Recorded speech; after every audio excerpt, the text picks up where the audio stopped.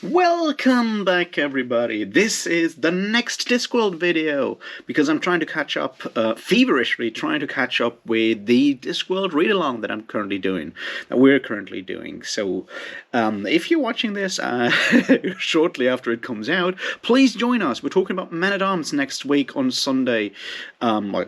Yeah, so you have like 1 week to read it. It's not that long a book. You have even time to read God's Gods before if you want to catch up on the overall Guard series. Apart from that, this is me talking about Witches Abroad, book number 12 in the series. And if all goes well, I might even do a video on Small Gods later tonight, depending on how far I can get with my personal reread of that one. However, this is about Witches Abroad, which we talked about in December. Yes, I've been slacking on that one, just like on the one before, which was Reaper Man. However, I'm trying to, make good on that and be back up to speed by next week when we're talking about Men-at-Arms. So, let's have us a bit of a talk about Discworld number 12 in publication order, a witch book, which you can tell by the word witches in the title, right?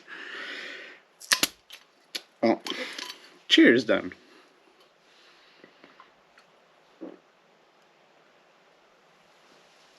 Alright, so once again, this is a discussion. There will be spoilers. There will be a lot of spoilers in here. I don't need to do reviews of those books, I think. It's like, yeah, you should go and read it, is what I'm trying to say. 5 out of 5 stars, whatever, go read that book. It's worth it. It's fantastic. It has some issues, but all of them do. And you'll be a better human being for having read that this book. So there you go. It's about fairy godmothers, fairy tales, and a group of witches traveling abroad. So you kind of know the themes that you'll see in there. If you're wary of spoilers, that's when you should stop this video, go read the book. It's not that long. It has like 300 pages, maybe. So yeah, go read it, and then come back and let's have us a talk about it. All right?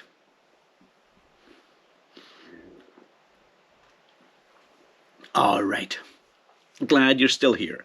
Now let's have us a bit of a deeper talk about this book and what's good about it and what's not so good about it. Now, for a long time, I felt that Witches Abroad was one of my favorite Discworld novels.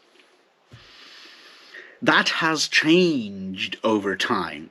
Don't get me wrong, I'm still very much fond of this book and enjoy it in a lot of ways, but as time goes by, I have begun to appreciate Discworld in different ways. I've seen problems with some of those books that I wasn't aware of when I read them at the age of, 16 or whenever I read it for the first time, right? So, there's that. Also, times have changed since I was 16, or maybe even 20. I kind of forgot when I read it for the first time. Anyway, possibly 20. So, but even then, that's ages ago. I'm an old man.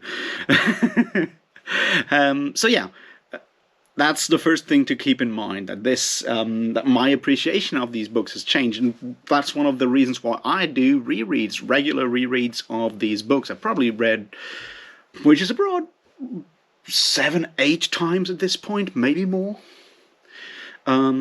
So yeah. I always discover new aspects of it that I kind of missed before, and I'm glad for that. So this will be me talking about what I found this time, what I really still appreciate about it, what I find a bit more difficult to swallow these days, and all of these kind of things. So the overall question in this one, as in some of the witch books before, mostly Weird Sisters, which I guess is the witch book that we had before. I kind of get confused because we talked about Lords and Ladies, the next one, which is number 14. We talked about that last week. And so one of the things that we have with the witches books is always the question of destiny and predestination and things like that. And we're moving on in this one, once again, with stories, narratives, how they may influence our lives, because stories don't care. is sort of the message. The stories happen again and again because we think in patterns, and that makes us think of specific people in specific ways. Obviously, Terry Pratchett takes this like to like more like extreme levels because this is Discworld and fantasy, but he mentions his idea of narrative causality for the first time explicitly, I think. But he's brought it up before, right? Like with the 1,000,000 to 1 chance that might just work and other things like that. It's been around for a while, but this time it's the main focus of the series, among other things. So yeah, the plot line of them having to go to Genua to finish that fairy tale gives us the basic setup, and compared to some of the current books that we're talking about, moving pictures, this one is another one that has a serious plot down there, but does have a lot of pop culture references and jokes. Unlike, say, Reaper Man that we talked about, well, I talked about last night, and unlike the next one, which is Small Gods, this one has a lot of pop culture references, which makes it easy to enjoy. And that's certainly where this is one of my favorites comes from, because for a long time, me as a reader, I was very fond of pop culture references that I did discover. And I'm like, haha, look, here's a Lord of the Rings joke. And there is one, and it's fantastic, don't get me wrong. There's actually 2 of them, but one of them is just insanely good. And that was enough for me to be entertained, and that's totally fine. So if you like really funny pop culture references, in particular to the more fairy tale-y or fantastic side of things, this is definitely going to be a highly entertaining book. And yes, I do still appreciate that. I do, however, appreciate other aspects, the idea of free will versus determination kind of thing that is going on here. That's something that I appreciate more the more I read it. So, yes, let's have a quick look at some of those references. So, yeah, fairy godmothers, fairy tales. There's obviously the Brothers Grimm kind of thing going down there, you know, the whole princesses. There's a bunch of references to that. Most of them are funny. I guess most of them are funny. Cinderella, all of that stuff is ridiculous. There's a bunch of other references there. There's a wonderful Dracula sequence there that I really, really find entertaining every single time I read it. The Wizard of Oz idea is also really funny. And the Tolkien joke when they drive down the river, and someone paddles up, just looks over the boat rims, it's like it's my birthday, and they just like club him with one of the oars. That's just such a random thing in there that I really, really enjoy. But let's look at some of the more deeper themes and how these are dealt with in this one.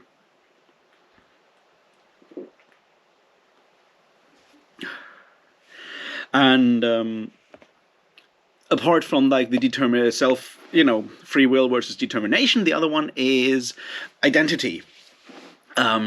Self-confidence, but self-image and all of that, right? These go through the entire story with the conflict there mostly being between Magrat Garlic and Granny Weatherwax. With Magrat trying to find herself, relate to herself, and so forth, and Granny Weatherwax being fairly sure who she is, and also fairly sure who everyone else has to be, which is definitely one of the things that I relate to a lot more these days than I did a couple of years back when I was fairly sure who I am. Which, kind of has changed over time, and the fact that really knowing deep in ourselves who we are, what we want out of life, what we want to be, and how to get there, that's one of the toughest things to learn. It's something that a lot of us struggle with, which is obviously why some of us go into, self-help, read a lot of those self-help books, that are oh so popular right now, once again. So that being there is definitely an interesting thing. And the lesson that we learn from this book, over time, right? That is hammered in there. It's like, it's no one out there can actually tell us who we are. It has to come from inside. So all the Path of the Scorpion and all that stuff that McGrath is reading and trying out is not at the end what it actually will be. That will tell her who she is. And, well, unfortunately, it will take a long while until she actually finds out. And it will remain. McGrath's struggle to be herself is something that comes and goes throughout the Witches books all the time. Whereas Granny Weatherwax is the other extreme. It's like, she's very sure who she is, and she's also trying to influence everyone else and tell everyone else how they ought to be. Which is on the other side of that, like, whole continuum, I guess. And yeah, we have these different scenes in there when, well, you know, McGrath tries to be kind and Granny Weatherwax shuts her down for all kinds of reasons.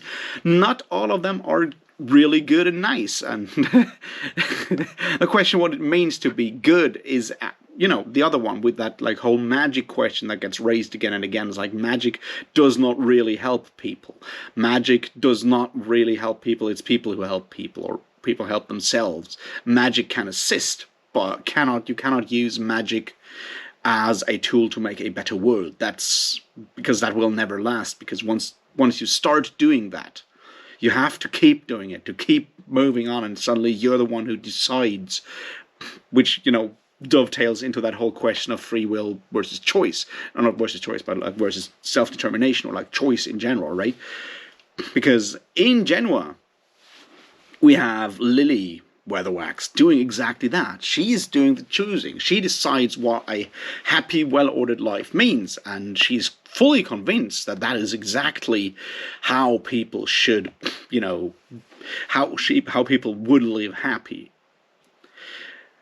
And once you start that, you have to keep doing it. And it's exactly that thing, that idea that you know better than others how they would live happy lives, that is so problematic. It's one thing that we see in religions. We see it in, you know, a lot of this self-help stuff, a lot of these a lot of media, obviously, that gives us examples of how things are, with like happy endings and things like that. And it's something that Terry Pratchett writes against, has always written against. And the idea of the carnival versus the well-ordered ball as the big set piece of the second half of the book is very much that Terry Pratchett theme that we've seen so often, that will come up again and again. It's like, life is messy, humans are messy and chaotic, and it is important to celebrate that variety, that diversity, and that chaos, to celebrate that and give people the freedom to be who they really want to be without telling them, without forcing them into roles that they have to play, forcing them into images, forcing, you know, taking away all that, like, vibrant life. That's one of the big themes of Discworld that will come up again and again. And the parallel of the wild and abandoned, like, carnival outside, and the well-ordered, like, fairy tale princess castle ball kind of thing, the ball on the other side, is, I feel, a very, very strong image to actually make that point. It obviously has another element to it that we see with Terry Pratchett a lot, and I feel is probably a partly, I mean, it's a general thing that I agree with wholeheartedly, but I feel it's also, once again, slightly, and, you know, influenced by Terry Pratchett's British background, which is the class difference, right? Everyone working at that castle is sort of invisible, and the only people you see there dancing and so forth are the upper class, the nobility, so to speak. Whereas the other side, and we have that, like, early on with, like, old Genoa, new Genoa, and so forth, the class difference is something that we see a lot with Terry Pratchett, come up with Terry Pratchett. And I feel, while obviously class differences are a general thing everywhere on this fucking planet, with, like, British society being the way it is, British authors are a bit more sensitive to that. They enforce it more often, or, like, put it into their writings more often than other authors, unless they, really set out deliberately to do that.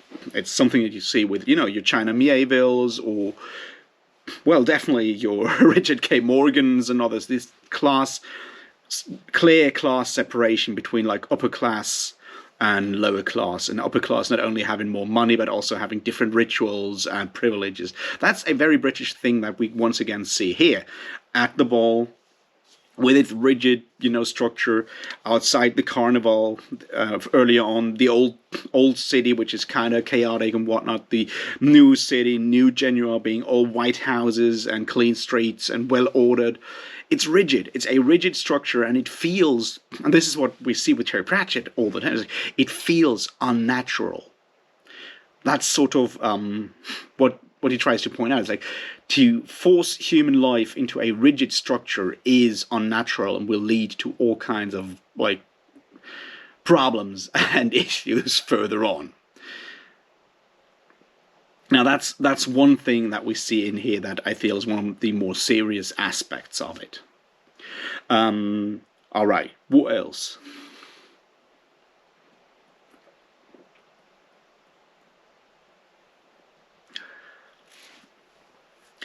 Well, there is obviously the idea of, as I said before, like who we are, our identity. That is further played upon with both Lily's and the witch's magic. This is probably the witch book where the witches, both of them, both sides, like both evil witch Lily Weatherwax and Granny Weatherwax on the other hand, and Magrat and do the most actual visible magic. There's a ton of visible magic here, right? Turning people into other people is like the big thing that I wanted to go here with the identity thing, both with Lily obviously using it to turn a frog into a prince and turn snakes into into the sisters. On the other hand, you have the witches turning Grebo into a human. Barely human, so to speak. And that once again comes into that idea that like personhood is very, like, personality is a very interesting, complicated concept, and the idea of likening people to animals, or like imagining human traits on animals, leads to all kinds of like metaphors, but can also be dangerous. Like, yeah, Grebo is not a nice human. He's a terrible human being. We're going to talk about that bit in a second. That kind of stuff is certainly, once again, goes into that whole idea. It's like, we are who we think we are. So what we need to do is actually make up our minds and trust ourselves and what we think we are. That's at the end of the day is the big message of this book. What we see with the whole mirror scene at the end, and a lot of other things, like we are who we are. We decide who we are, and then we make ourselves the people that we want to be. So all we got to do is figure out who we really are and who we want to be, which is tough to do for most of us. Not only for Margaret Garlick, but also, for example, for me. I guess most of you as well. It's just the older witches. And it's a process, right? Which is why Nanny Ogg knows exactly who she wants to be. And she's very, very comfortable in her Nanny Oggishness. And Granny Weatherwax is the other side of that, because Granny Weatherwax has decided to be the good one. And is not really happy with it, as we see again and again. So there is that aspect to it as well. It's like either we accept who we are, or we set out to actually be someone, and then we force ourselves to that. And I personally tend to a more Nanny Oggish way of life in general, and accepting who I am. But I can see both sides. But it's still, the choice is we need to make that choice, is what we see in this book.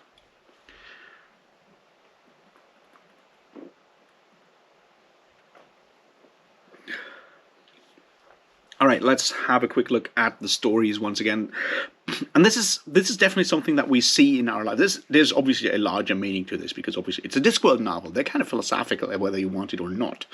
And the issue, obviously, is that we tend to to think in stories, we tend to think in narratives as humans. So what we do is when we see behavior or events that fit a pattern that we have seen before, that we have heard about, like, and you can go and come up with all kinds of like stories or narratives, the whole like hubris fall thing that we see in Greek tragedy, for example, is one of those aspects, right? You can go and look at that being one of the classical story models, like someone gets very powerful and then oversteps themselves and then they fall down, and you see someone like Herodotus take that model and apply it to the Persian invasions into Greece. Whether that's a reasonable thing to do or not is not my point here. But the point is that those stories that are part of, first of like mythology that we tell each other, are then tools that we use to explain real world events, history, and once you scale it down, personal events around our lives, people that we meet. We put roles on those people to make more sense out of things. And the danger with that is that we then tend to either form our expectations according to those stories, or in the worst way, which is what we see here in this book, we force other people to conform to those roles that we have assigned to them, whether they want or not. We take away their choices. And that is, on the one hand, and at the end of the day, that's a metaphor for what we do with stereotypes in general, right? Racial stereotypes, ethnic stereotypes, gender stereotypes, whatever. We cast people in those roles, and then we force them to comply to those roles in those stories that we tell each other or tell ourselves. And Terry Pratchett, being Terry Pratchett, is like, that's not right. And using the medium of story of a fantasy novel at the end of the day, he exaggerates those things to abstract them and show us what will come of it. Plus, he obviously makes a lot of jokes because, it's Discworld.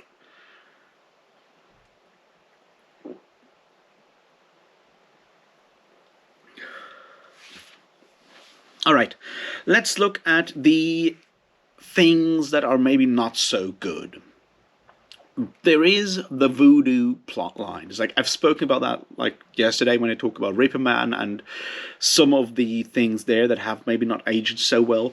The voodoo plotline goes into a similar direction. It is way less egregious as One Man Bucket, the Wonderland spirit in Reaper Man. But it also shows a certain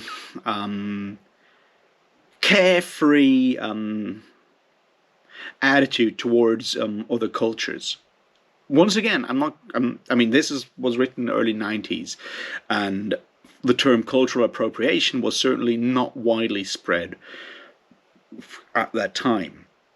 And you can read this and see a certain lack of respect or understanding or whatever towards voodoo culture, voodoo traditions, which I have like no idea about whatsoever. We just can see that there's a lot of, he's playing with cliches there and stereotypes, obviously, and he does get some things where I can see that he's trying to get things right and to make them, to use them for something that he has, for a larger point, which is in fact that like the whole voodoo ritual, when he does describe it, is very much about this also being the religion of the downtrodden, of the unseen people, which makes a lot of sense when you look at like the history of that part of like and the connection between those forms of like spirituality and religion with slavery in the Americas, for example. Right? There is that connection, and Terry Pratchett is smart enough and aware enough to make that connection as something that is connected to that class struggle. Well, not even a class struggle. I mean, slavery goes way beyond that, but he turns it more into a class struggle, or the idea that we don't see certain parts of humanity and relegate them to a very, very different role. So relegate them to a very different role, and he does point that out. But you can certainly, in the depiction of Mrs. Gogol, the sorceress, you can definitely find things that feel a bit tactless compared to how we would probably handle these things today. As I said, it doesn't bother me that much. Obviously, there is my white privilege. Like, I'm someone who has never had any contact with anyone with any stake in that debate. So yeah, it's easy for me to overlook that. I'm just saying it is there, and I'm aware of the fact that if that was a book written in 2022, it will probably gather a lot of criticism for that. A lot. As it is, 30 years old, I am willing to, cut it some slack, basically. That's certainly one thing here that we see. Then there is obviously the debate, the depiction of sexuality. That once again did not age that well, I would say. During the ball, we have both the idea of Lady, what's her name, Derangement, which is a fantastic name. All those the entire nobility in Genoa has fantastic names, right? There's lots of jokes there that I really like. But the way she gets, knocked out by Granny Weatherwax doing her hypnotism trick, and technically also the idea of Magrat, or before that Ella, being forced to marry the prince. There's a general depiction of non-consent or lack of consent that is addressed, but then also not really addressed, especially with that whole scene with Lady Derangement being knocked out, basically, and then Grebo finds her as pirate and tries to take advantage, I guess. It just feels weird, is what I'm trying to say. It's not full on problematic or anything, because it never goes that far, but it feels a bit weird, a bit off, a bit old, I would say, just dated at this point. Which, I guess, is exactly what it is. It's 30 years old, and we've come a long way in those things since the 90s, which is great. But it's important to be aware of the fact that we've come a long way since then.